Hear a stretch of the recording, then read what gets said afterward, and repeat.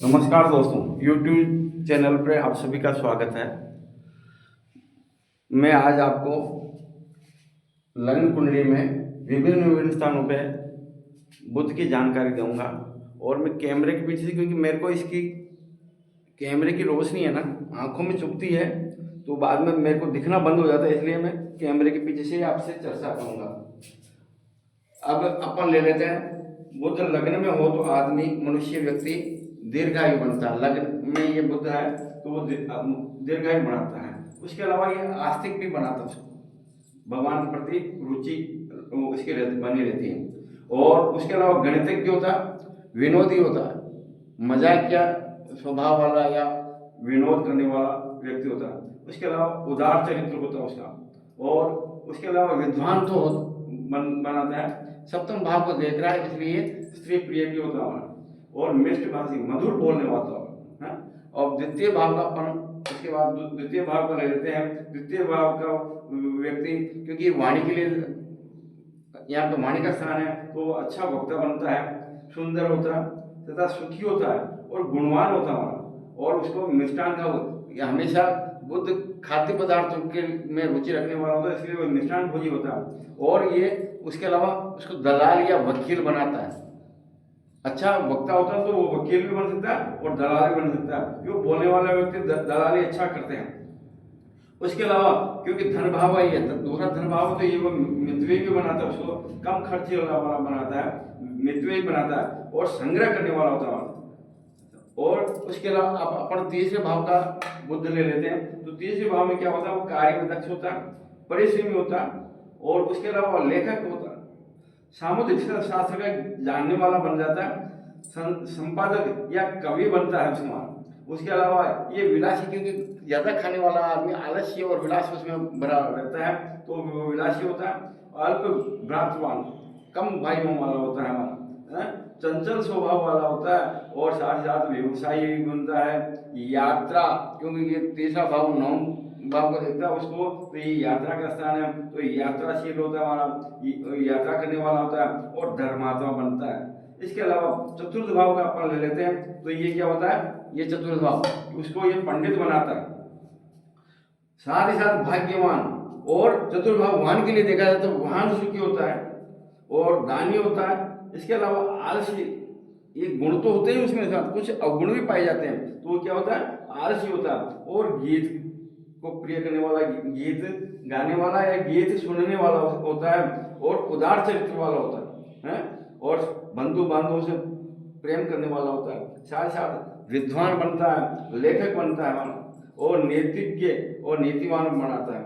अब पंचम भाव जो बुद्धि का संतान का स्थान है, तो इसको में देखते अपन ये प्रसन्न चित्र, ये बुद्धि के लिए तो कुशाग्र बुद्धि बढ़ती है इसके, ऐसे और गणमान्य होता है, लोगों से सुखी होता है, सदा सदाचारी होता है और वही वाद्य प्रिय होता है, ऐसे पंचम भाव में है। और उसके अलावा ये क्या है, छठे भाव का अपन ले लेते हैं। ये छठे भाव में क्या होता है इसका, छठे भाव वाला ये, क्योंकि ये रोग का स्थान भी है, तो इसलिए आदमी को कलह प्रिय बनाता है, उसके कलह करने वाला होता है। और उसके अलावा वह आलसी होता है और रोगी बना रहता है, उसको घमंड बहुत ज्यादा होता है, तो इसलिए ऐसे आदमी छठे भाव में जब बुध होता है तो वो घमंडी बन जाता है। और उसके अलावा ये परिश्रम भी करता है लेकिन दुर्बल होता है। और अब अपन सातवें स्थान का ही लेते हैं, जो सातवें स्थान पत्नी का कहलाता है। सातवें स्थान में हो तो पत्नी के लिए तो पति और पति के लिए पत्नी, दोनों ये देखा जाना चाहिए। तो सुंदर होता है, विद्वान होता और कुलीन होता, व्यवसायिक कुशल बनता है और उसके अलावा लेखक भी होता है। ये संपादन का कार्य करना चाहे तो संपादन का कार्य भी यहाँ से हो सकता है। बुद्ध का काम राइटर वगैरह संपादन का कार्य इसमें विशेष देखा जाना चाहिए, तो सुखी बनाता है। और उसके अलावा ये दीर्घायु होता है, सप्तम भाव में बुद्ध होता है, आदमी की लंबी आयु होती है। अब अष्टम भाव अपन को देखते हैं, तो अष्टम भाव क्या बनाता है, उसको दीर्घायु बनाता है और उसके अलावा प्रतिष्ठित बनाता है, उसको अभिमान होता है। अष्टम भाव में बुद्ध पड़ा हुआ उसको अभिमान हो जाता है और राज्य में राज्य मान्य होता है। उसके अलावा वो मानसिक दुखी, मन से थोड़ा दुखी बना रहता है हमारा। और उसके अलावा वो वक्ता बनता है और अच्छा न्यायाधीश बन सकता है वो, समझ गए। तो अब नवम भाव में अपन लेते हैं जो यात्रा का है, उसके अलावा नवम भाव वो सदाचारी बनता है, कवि कवि बन सकता है वो, उसके अलावा वो अच्छा राइटर लेखक बन सकता है और अच्छा ज्योतिष का जानकार बन सकता है। नवम भाव में अगर किसी का बुद्ध हो रहा हो तो क्योंकि इसमें गणित भी देखी जाती है, दोनों चीजें, तो उसका अच्छा ज्योतिषी बन जा सकता है। उसके अलावा वो क्या व्यवसाय करने वाला होता है। और 10वें भाव में लेते हैं, ये धंधे के लिए, व्यापार के लिए, पिता के लिए देखा जाता है। तो इसके लिए अपन देख लेते हैं ये क्या क्या होता है हमारा। ये 10वें भाव में हो ना वो विद्वान होता है, उसके लिए वो व्यवहार कुशल बनता है, साथ साथ कवि बन सकता है, अच्छा गायक कलाकार हो सकता है, लेखक हो सकता है, हमारा न्याय विभाग में अच्छा पद प्राप्त कर सकता है। अब एकादश भाव का जो लाभ भवन का है उस स्थान पे देखते हैं अपन, ये क्या है, आदमी को दीर्घायु बनाता है। क्या बनाता है?